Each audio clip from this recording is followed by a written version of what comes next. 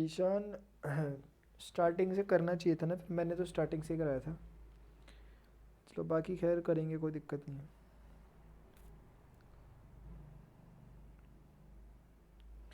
असल में क्या है ना, कुछ दिनों बाद हम वेक्टर अलजेब्रा स्टार्ट करने वाले हैं, वो स्टार्टिंग से सबके सब देखना है, ठीक है ना।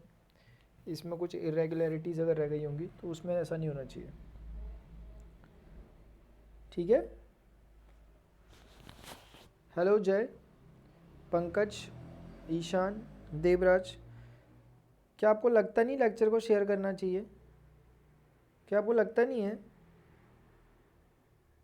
नहीं लगता तो मत करना यार, लेकिन लगता है तो ज़रूर कर लेना, पहले ही बता दिया। गुड इवनिंग भाई, चलो मैं स्टार्ट कर रहा हूँ। मेरी आवाज़ आ रही? बहुत ज़बरदस्त आ रही है। चलो ठीक है, मैं स्टार्ट करता हूँ। हम कुछ क्वेश्चंस कर रहे थे कल डिफरेंशियल इक्वेशंस के।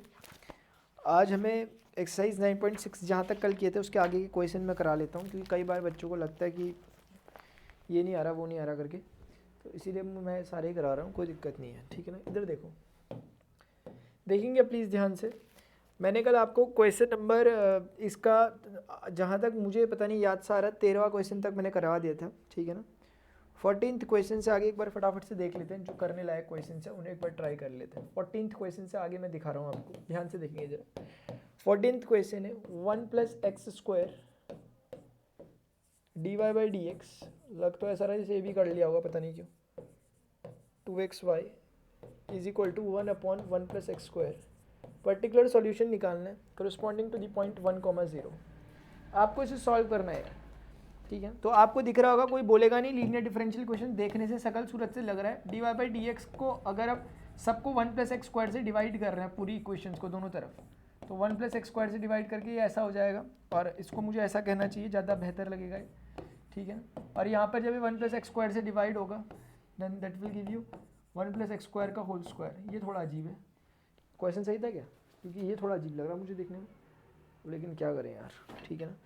तो कुल मिलाकर ये आपका एक फॉर्मेट बन चुका है dy/dx + py = q का, जिसमें आप देख सकते हैं कि p जो है x का फंक्शन है और q भी x का फंक्शन है।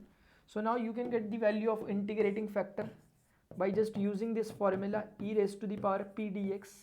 इंटीग्रेशन के अंदर p की वैल्यू डाल दो 2x/1 + x² dx। 1 + x² को t मानोगे 2x dx dt हो जाएगा, dt/t log t होता है, तो e की पावर log t, और log आपने कुछ सपोज नहीं कर रखा, 1 + x² को कर रखा था ये। और आपको पता है ये आपस में इंटरचेंज होंगे, तो 1 + x² आगे आ जाएगा, वो वैसे का वैसे ही रह जाएगा। कुल मिला के 1 + x² इंटीग्रेटिंग फैक्टर बन चुका है। हमने सारी बातें डिस्कस की है इसके रिगार्डिंग, आगे बढ़ रहे हैं। ईशान इधर देखो, अब जब भी ऐसा होता है तो आपको पता है आंसर क्या होता है इसका, y × integrating factor = q × integrating factor dx। Now just try to solve it। y 1 + x² = q की वैल्यू कितनी है, 1/1 + x² का होल स्क्वायर, और यहाँ पर इसकी वैल्यू 1 + x² आ चुकी है dx। सॉल्व कर लो यार, बहुत सिंपल सा है मेरे हिसाब से। ये q की वैल्यू है ना, वो देख लो वहाँ से, ये है q की वैल्यू, नॉट दिस। इसको कंपेयर करना पड़ेगा क्योंकि dy/dx का कोफिशिएंट 1 है। सो यहाँ से y 1 + x² इतना जो आ रहा है वो तो वैसे का वैसा लिख दो।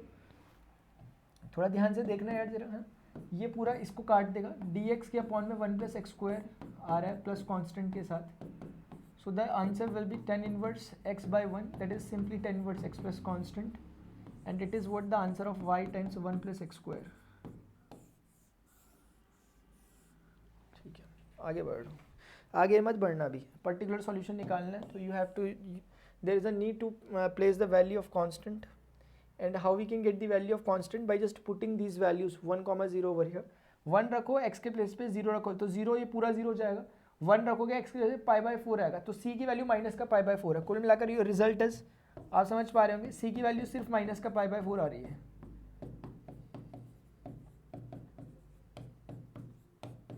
This gonna be your result, ये ठीक है। मैं हल्का सा एक बार देख लेता हूँ किसको समझ में आ रहा है किसको नहीं आ रहा है, फिर उसके हम आगे बढ़ते हैं। बहुत बढ़िया, शाबाश। आज 300 लोग हैं लाइव, है ना, बहुत बढ़िया।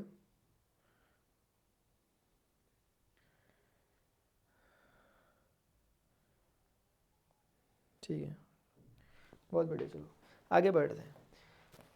क्वेश्चन नंबर अपने पास 15 है। 15th क्वेश्चन कहता है 15th क्वेश्चन जरा कह रहा, देखेंगे सबके सब। dy by D x minus 3y cot x is equal to sine 2x when x is equal to pi by 2 and y is equal to 2 I think, है ना। यहाँ पर माय डियर्स हमें इसकी वैल्यू पता करनी है। D Y D x minus 3y cot x, आराम से करेंगे, कोई जल्दीबाजी नहीं है, कहीं नहीं भागना में। हमें दिख रहा होगा शायद, देखने से अगर पकड़ में आ जाए तो उससे बेहतर कुछ नहीं हो सकता कि D Y by D x plus minus का 3 cot x times y and that is just equal to sine of 2x। आप इसे एकदम कंपेयर करें with the D Y by D x plus P Y is equal to Q के साथ, and after comparing it you will be getting the value of integrating factor from its formula. Integrating factor क्या होता है? E की power integration of P D X. From comparison we can easily see what is P, this whole thing will be considered as P, और इसका integration करना है आपको, integration करना है। कॉटेक्स का इंटीग्रेशन क्या होता है? इतिहास भूगोल सब इस बात के गवाह हैं कि इसका integration log of sine x होता है, और ये -3 भाग के इसकी पावर में चढ़ सकता है। तो कुल मिलाकर ई की power log of sine x की पावर -1/3 -3 आ गया, इस तरह से, है ना। तो आप इस ई को और इस पूरे को आपस में रिप्लेस कर सकते हैं, you will be getting 1/sin³ x, क्योंकि साइन एक्स की पावर 3 आपका आंसर है, उसको हम ऐसा बोल सकते हैं। शायद इतना आपको समझ में आ चुका होगा, ठीक है। अब मैं आगे बढ़ता हूँ, इतनी बात शायद आपको समझ में आ चुकी है, लेकिन थोड़ा सा मुझे एक बार वेट करके देखना पड़ेगा कि कहानियाँ अपने हक में चल रही हैं क्या। ठीक ही ठाक है, लग रहा है चल रही हैं। चलो देखो आगे बढ़ते हैं। अभी हमें क्या करना है? y इंटू इंटीग्रेटिंग फैक्टर, उसके बाद q into integrating factor dx करना है। y की वैल्यू जो भी है वो डाल दो, इंटीग्रेटिंग फैक्टर जो भी है वो डाल दो। आपका निकला, ये थोड़ा अजीब सा है वैसे तो, देख लेंगे कुछ हो पा रहा होगा तो इसका चांस थोड़े कम लग रहे हैं। q साइन 2x है, साइन 2x को क्या ऐसा लिख दूँ मैं, 2 sin x cos x, क्योंकि कुछ और काम होता हुआ नज़र नहीं आ रहा मुझे सिवाय इसके sin³x। Just try to solve it. ये कट जाएगा sin² x, cos by sine cot हो जाएगा cos x, ठीक है, बन गया, इंटीग्रेशन हो गया। बताइए आपको y upon sin³ x and here we have with 2 cos x के अपॉन में 2 साइन बचे हुए नीचे, एक cos के अपॉन में जाएगा cot हो जाएगा, और एक 1 के अपॉन में जाएगा साइन, तो cos x हो जाएगा। और आप जानते हैं कि जैसे sec x का differentiation sec x tan x होता है, वैसे ही cos x का differentiation minus cos x cot x होता है। इसीलिए cos x cot x का इंटीग्रेशन माइनस का cos x होगा, तो माइनस का cos x इसका रिजल्ट होगा y upon sin³ x minus का cos x plus constant. So this is your result, but you need to put the value of constant term so that you can get the particular solution for this given curve. So for that just place these value of x and y here. Pi by 2 जब रखोगे आप यहाँ पर, देखो जरा y के place पे 2 रख दो, साइन x कितना, साइन 91 होता है, 1 की पावर कुछ भी कर लो 1 ही होगा, तो फर्क नहीं पड़ेगा, इस पर 2 ही आएगा। माइनस का 2 cosec x यानी कि cosec 90, साइन 90 का रेसिप्रोकल, 1 का रेसिप्रोकल 1 ही होता है, so this is simply 1 plus constant. So from here you can get the value of constant term which is equal to 4. So now just replace the value of constant term. Y sin³ x is equal to minus 2 cosec x plus 4. कहीं पर by chance कोई मेरे से calculation error रहते हैं, उनको correct कर लिया करें, ऐसे चांसेस हैं कि ऐसा हो सके कभी, ठीक है ना। तो आप उन्हें करेक्ट कर लिया करें, ऐसी आपके साथ उम्मीद है मेरी।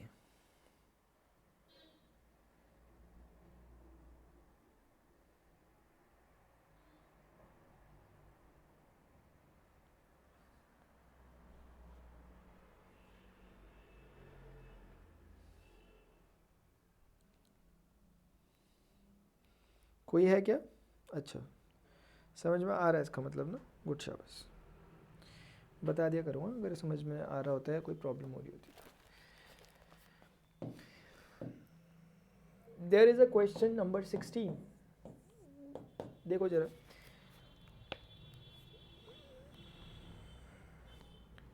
Find the equation of curve passing through the origin, find the equation of curve passing through the origin जैसे कोई कर्व है which is passing through the origin, let us say this curve is passing through the origin 0,0. Now they are saying given that the slope of the tangent to the curve at any point x, y, कोई भी एक point है रास्ते में, late से यहाँ पर एक पॉइंट ले लेते हैं x, y पे हमने एक टेंजेंट ड्रॉ किया, tangent will look like this and they are saying कि given that the slope of the tangent to the curve at any point x, y, slope of the tangent क्या होगा इसमें, जो इसका स्लोप ऑफ द टेंजेंट होगा exercise 6.3 का reference है, dy by dx होगा, क्योंकि x, y रखोगे तो ये का यही आएगा, है ना. Slope of the tangent to the curve at any point equal to the sum of the coordinates of the points, यानी कि this is equal to x plus y, coordinates के सम के इक्वल है ये. So they are just trying to give us the quadratic equation, sorry quadratic नहीं, differential equation only, कि this is equal to x plus y.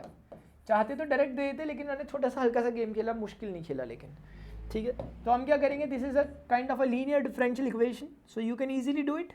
ये linear differential equation है, also you can write do this with the help of homogeneous differential equation, because this is a kind of homogeneous also I think. तो देख लेते हैं एक बार. तो पहले तो dy by D x minus 1 y is equal to x, minus y ले आया इधर. So integrating factor, how will you get it, e raised to the power p dx, and from comparison p is simply minus 1, that is e raised to the power minus x only.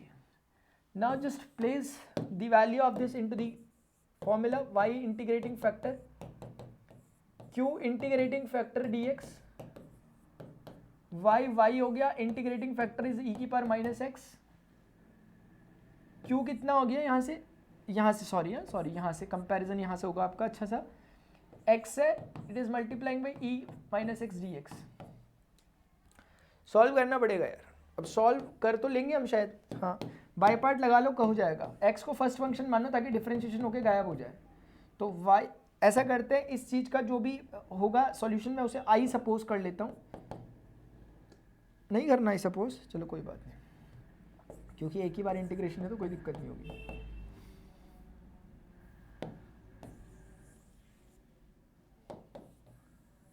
देखना हाँ ध्यान से, थोड़ा सा समझ में आएगा. देखना यहाँ से first function integration of second function, चलो ऐसे लिख लेता हूँ, कोई दिक्कत नहीं है. माइनस डिफरेंशिएशन ऑफ x तो 1 हो जाएगा, लिखने की जरूरत नहीं है. इंटीग्रेशन ऑफ e की पावर माइनस एक्स ये हो जाएगा, और so this is your result, y e की power minus x is equal to x e की power minus x over minus 1, तो ये हो जाएगा, प्लस e की power minus x upon negative आएगा, that will make it negative, plus constant. So from here you can take y e की power minus x is equal to e की power minus x minus का x plus 1, minus भी common ले लिया सोच लो, plus constant. अब e की power minus x को काटना मत, क्योंकि कांस्टेंट टर्म में वो दिक्कत कर देगा, तो इसलिए ऐसे ऐसे नहीं काट सकते. Now this is the general solution. In order to get the particular solution, you have to put the value of x, y. इन्होंने कुछ बोला, अच्छा अब ये बोल नहीं रहे मैं पर्टिकुलर सॉल्यूशन निकाला, लेकिन इन्होंने कहा था कि our curve is passing through the origin, so that's why this 0,0 will satisfy this, and if that point will satisfy this, then we will get the value of constant term, and after getting the value of constant we will put it here so that we can get the particular solution. 0 रखो यहाँ पर, 0 हो गया totally, 0 plus 1 e की power 0, तो 1 आया सिर्फ, तो c की वैल्यू -1 नहीं आ रही, +1 आ रही है, क्योंकि ये माइनस का 1 है ऑलरेडी, उधर जाके +1, c की वैल्यू +1 आ रही है मेरे हिसाब से. आप अपना कैलकुलेशन थोड़ा बहुत कर लेना.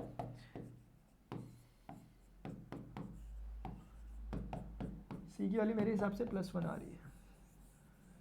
So this is the answer. ठीक है, तो सिंपल क्वेश्चन है काफ़ी ज़्यादा.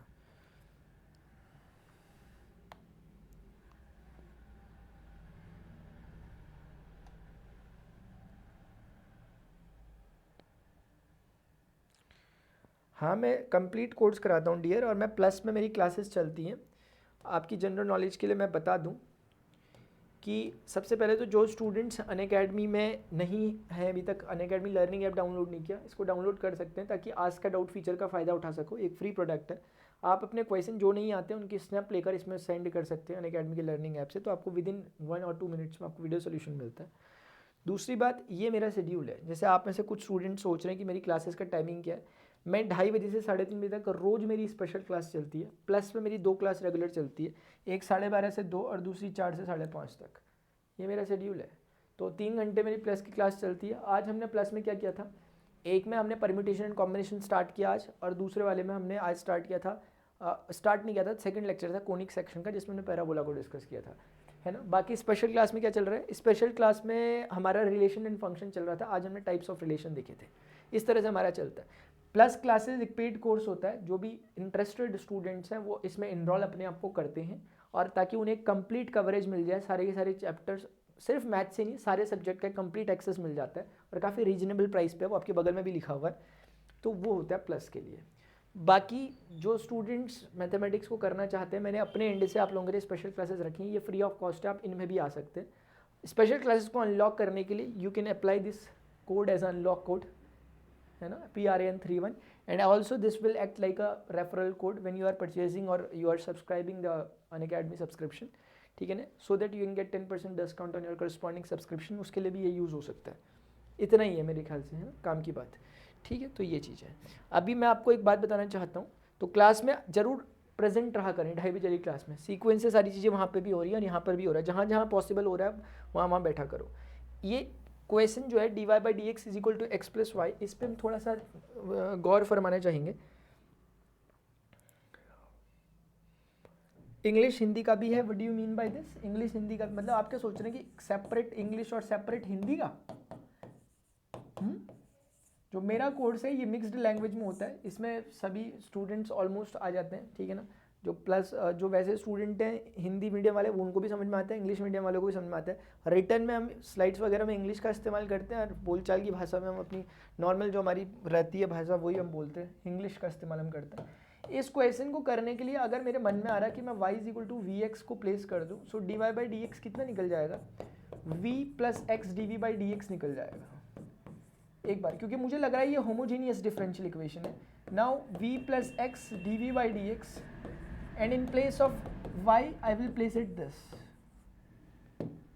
solve this one, x dv/dx is equal to x plus vx minus v.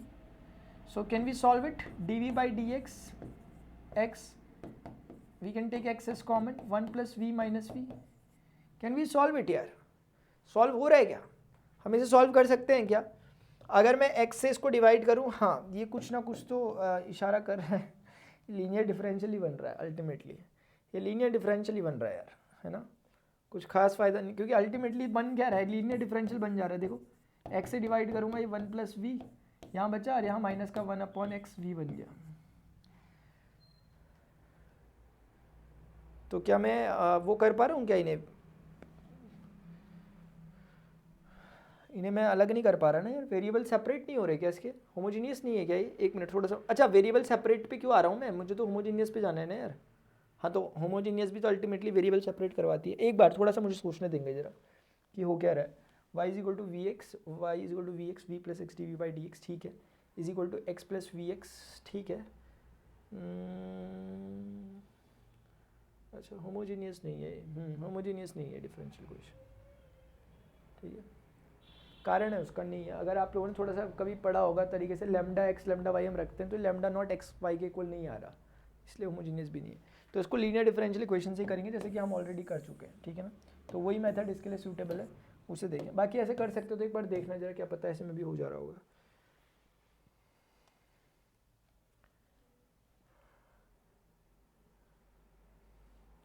कुछ आ तो रहा है मन में करने के लिए, लेकिन चलो अभी इंग्लिश हिंदी के सब्जेक्ट यार, ये हम एनडी की प्रिपरेशन की बात कर रहे हैं, तो एनडीए में हिंदी भी आती है क्या? इंग्लिश तो आती है शायद ना, इंग्लिश की प्रिपरेशन होती है बराबर, हाँ इंग्लिश और जितने बाकी सारे सब्जेक्ट होते हैं, हिंदी का तो ऐसा। ये क्लास केवल यूट्यूब पे। ध्रुव त्रिपाठी कौन सी वाली क्लास डियर? ये जो अभी चल रही है ये वाली, तो अभी आप मुझे यूट्यूब पे देख रहे हो। मैंने बताया मैं 2:30 बजे रोज़ स्पेशल क्लास में आता हूँ, और प्लस की क्लास मेरी अलग चलती है। 2:30 बजे स्पेशल क्लास में आया करूँ, वहाँ पर मैं रोज़ रेगुलर लाइव क्लास लेता हूँ, ठीक है। चलो हम आगे बढ़ रहे हैं। अच्छा आप फिज़िक्स केमिस्ट्री इन सब की बातें कर रहे हैं डियर, एक्चुअली ना ये उसके अलग अलग हैं, मतलब अनअकैडमी का ही अलग डिफरेंट वो होता है, उसमें भी आप इन कोड को इस्तेमाल कर सकते हो, PRAN31 को, वो K12 कैटेगरी में आता है, आप अपनी क्लास के अकॉर्डिंगली उसमें देख सकते हैं, है ना। चलो ठीक है, मैं थोड़ा एक बार देखना चाहूँगा। अच्छा जी, ये बात है। मैं नेक्स्ट क्वेश्चन की ओर जा रहा हूँ।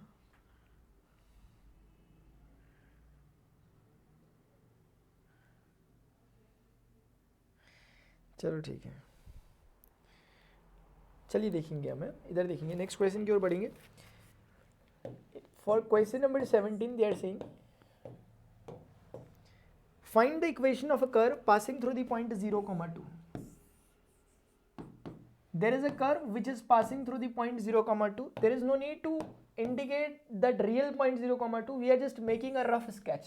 So 0,2 को मैं जानबूझ के इधर ले रहा हूँ, मुझे पता है कि y एक्सिस में लाई करता है, लेकिन हम रफ स्केच पे चल रहे हैं.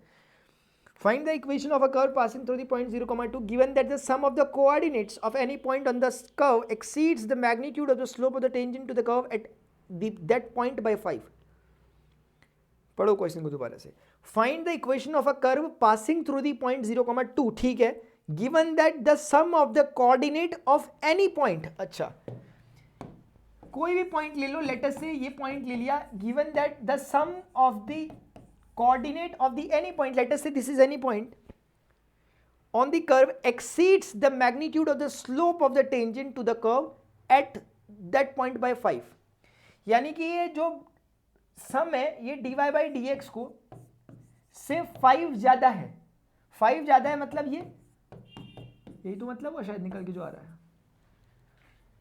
5 टाइम्स नहीं बोल रहा वो, उनकी लैंग्वेज बोल रहे वो, उनकी लैंग्वेज को आप पढ़ेंगे तो आप पाएंगे कि 0,2 given that the sum of the coordinates of any point on the curve exceeds the magnitude of the slope of the tangent to the curve at that point by 5. ये इसका मतलब होगा.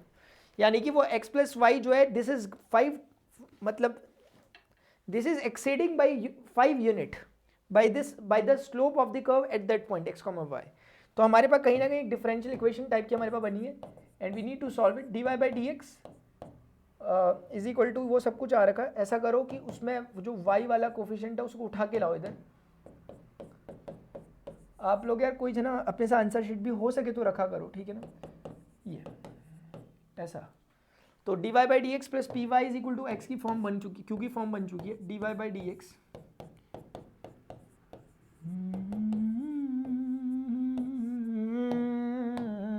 तेरी नजरों में तेरे ज़ब्नों में नाराज़ी, मुझे लगता है कि बातें दिल की होती लफ्ज़ों की धोखेबाजी, तुम साथ हो. Q I F d x, y को वाई रखो, आई एफ की वैल्यू ई की पावर माइनस एक्स है, क्यू की वैल्यू कितनी है, x minus y, and that thing is multiplying with e की power minus x d x plus constant. Now just try to solve it.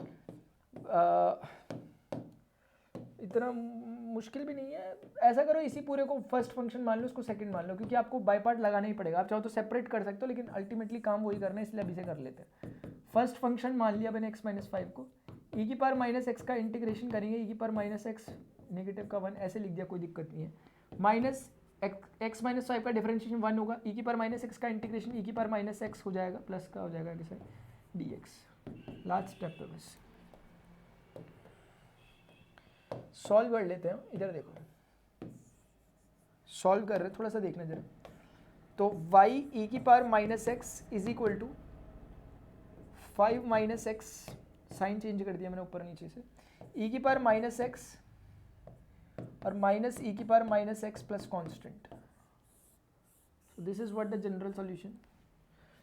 Now because this curve is passing through the point 0,2, so you have to place this value here, and after placing the value 0,2, 2 यहाँ डालो, e की power 0,2, x के base पे 0 डालोगे 1 हो जाएगा, यहाँ 2, तो 2 1 2 बच रहा है, 2 होगा. अभी आप x के बेस पे 0 डालिए, 5 बचेगा, और e की पावर यहाँ पर 2 डालेंगे ना, ओ सॉरी ये भी x है, तो ये 1 हो गया, और ये 5 माइनस 0 5 हो गया, तो 5 1 5 हो गया. आई थिंक आप देख लेना थोड़ा बहुत. माइनस ई की पावर माइनस एक्स, वो अगेन 0 हो गया, वो सॉरी 1 हो गया, एंड प्लस कॉन्स्टेंट. सो ये 4 हो गया, 2 में से 4 गया, माइनस का 2 होता है, तो कुल मिलाकर माइनस का 2 इसका कॉन्स्टेंट आ रहा है.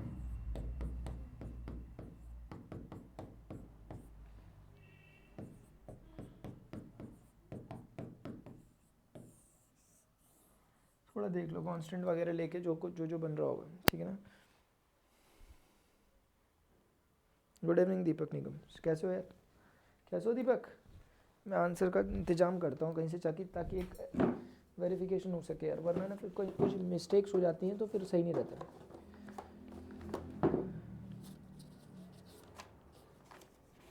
क्वेश्चन नंबर क्या चल रहा था ये? 17 ना। रुक जाओ एक सेकंड, मैं इसका आंसर शीट से थोड़ा इंतजाम करता हूँ कुछ।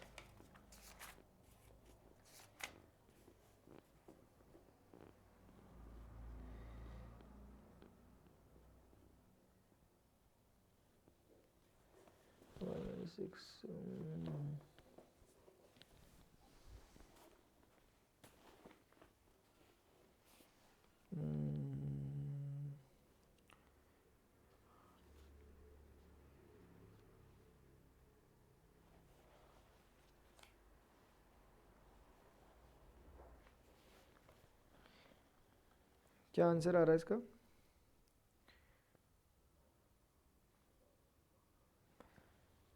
बाई चांस ना आपको जैसे आंसर थोड़े बहुत सेटिंग्स कर लिया करें, अगर आपको दिखता है जैसे इसी क्वेश्चन में अगर हम एक काम करें तो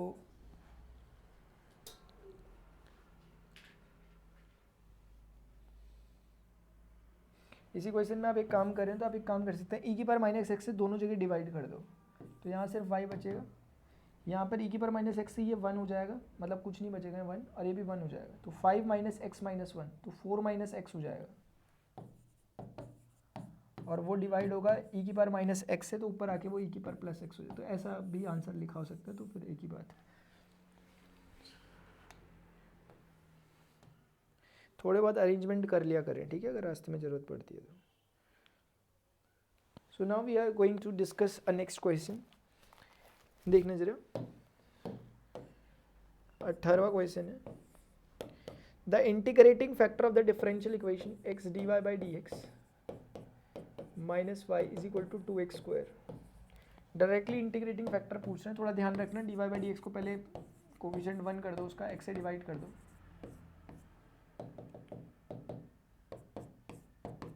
x से डिवाइड कर दिया, ये x बच गया, और ये आपका p हो गया, ये आपका q हो गया पूरा का पूरा।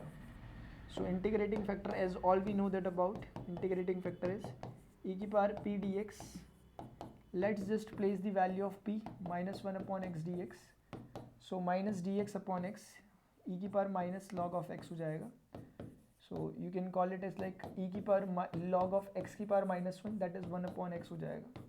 सो ये दोनों आपस में एक दूसरे से इंटरचेंज होंगे, 1 बाई एक्स आ जाएगा आंसर। ये बताया है मैंने क्यूब कौन सी प्रॉपर्टी लगती है रॉक की, देख लेना, ऑप्शन सी दिख रहा है इसमें इसकी तरह, ठीक है।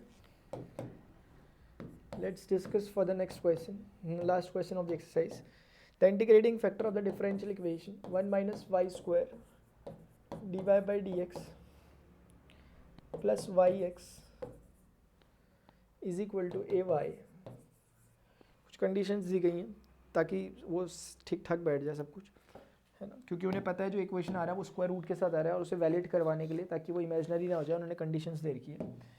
तो इसका आंसर शायद पूछ रहे होंगे, ये पूछ क्या रहे हैं इसमें यार, the integrating factor again, so d Y by D x you should divide the whole equation by 1 minus y square,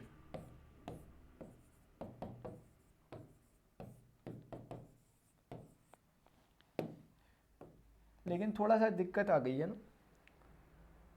हाँ मैंने सही करा हुआ क्या क्वेश्चन लिखा हुआ? हाँ तभी ना, तभी मैं बोलूँ क्वेश्चन गलत लिख रखा था मैंने, वरना दिक्कत आ चुकी थी। D x by d y था, अभी सेटिंग सही है, अभी सही है, क्योंकि हम जानते हैं कि d x by d y वाले केस में क्या होता है, d x by d y वाले केस में प्लस पी वाई नहीं होता, पी एक्स होता है और क्यू होता है। फ़र्क इस बार इतना आता है कि जो आपका पी होता है, now this time p will be the function of y हो जाता है, और q is also the function of y हो जाता है। और जब आप इंटीग्रेटिंग फैक्टर निकालते हो फॉर्मूला वही लगता है, ई की power integration of P D x नहीं लगता, डी वाई लगता है, क्योंकि पी वाई का फंक्शन बन चुका है ये। सो यहाँ से आप देख सकते हैं कि ये पूरा का पूरा जो q है this is what the function of y, ये पूरा का पूरा फंक्शन ऑफ y है, ये पूरी की पूरी कहानी आपके सामने है। सो इंटीग्रेटिंग फैक्टर हम आसानी से निकाल सकते हैं by just placing the value e p dx नहीं dy, p की वैल्यू डाल दो e की power y upon 1 minus y square dy, just try to multiply it by 2 numerator and denominator. If you are thinking that taking this y minus 1 minus y square as t, तो minus 2y dy is equal to dt हो जाएगा। तो ऐसा करते हैं minus से भी multiply, इतना तो नहीं करोगे, मतलब एक बात बोल रहा हूँ मैं, अगर बुरा ना माने तो आप, इसी चीज़ को मैं माइनस से मल्टीप्लाई भी कर देता हूँ, लो यहाँ भी कर दे यहाँ भी कर दे, फर्क नहीं पड़ता। अब ये चीज़ जो दिख रही है 1 माइनस वाई स्क्वायर, इसका डेरिवेटिव माइनस 2y dy ऊपर बैठा हुआ dt, तो dt बाई टी बन रहा, और dt बाई टी हम जानते हैं कि कितना होता है log t, t was nothing but 1 minus y square. अभी थोड़ा सा काम है, इस माइनस हाफ को उठा के इसकी पावर में डाल दो, क्योंकि लॉग की प्रॉपर्टी कहती है ऐसा, e की पावर लॉग ऑफ, वो पावर में जाएगा 1 upon square root 1 minus y square हो जाएगा, शायद आप समझ पा रहे होंगे, क्योंकि पावर माइनस हाफ का मतलब होता है स्क्वायर रूट अपॉन में चले गया। और आप जानते हैं कि लॉग की प्रॉपर्टी से ये दोनों के दोनों आपस में पूरे रिप्लेस हो सकते हैं, वो ऊपर वो नीचे हो सकता है, कुल मिलाकर 1 upon in square root 1 minus y square type का आपका रिजल्ट हो सकता है। और ताकि ये स्क्वायर रूट के अंदर का टर्म नेगेटिव ना हो, इसलिए उन्होंने ऊपर पे कंडीशंस दे रखी है, आपको ऐसे में देख लेना वाई पर, ठीक है ना। जितनों को समझ में आ गया होगा वो बता सकते हैं आप, ठीक है ना, गुड। डी ऑप्शन लग रहा है, ठीक। कल हम मिसलेनियस एक्सरसाइज के क्वेश्चंस देखेंगे, जो भी करने योग्य होंगे इसकी क्वेश्चंस वो हम करेंगे, ठीक है ना। कितने क्वेश्चंस है मिसलेनियस में वैसे देखा जाए तो,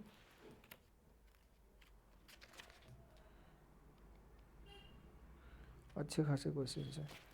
बस मिसलेनियस अगर हमने कर ली तो हमें डिफरेंशियल क्वेश्चन में कोई नहीं हरा सकता, ठीक है ना।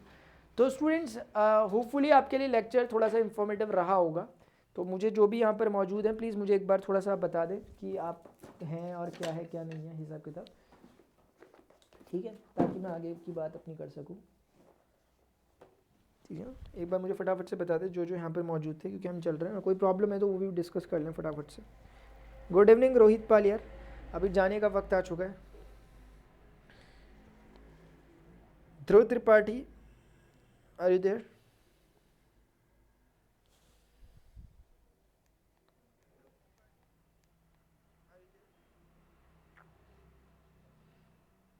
चार 400 स्टूडेंट्स, 500 हो जाते तो अच्छा रहता ना जाते जाते, चलो कोई बात नहीं, कल हो जाएंगे। तो स्टूडेंट्स अभी के लिए इतना ही, ठीक है ना, मिलते हैं अपने नेक्स्ट सेशन में। Till then good bye, see you, take care. बहुत बहुत धन्यवाद आपका लेक्चर बने रहने के लिए। कल भी मिलते हैं, कल सैटरडे है वैसे, मिलेंगे कल हम। तो स्टूडेंट्स अभी के लिए इतना ही, मिलते हैं अपने नेक्स्ट सेशन में। Till then good bye, see you, take care, जय हिंद।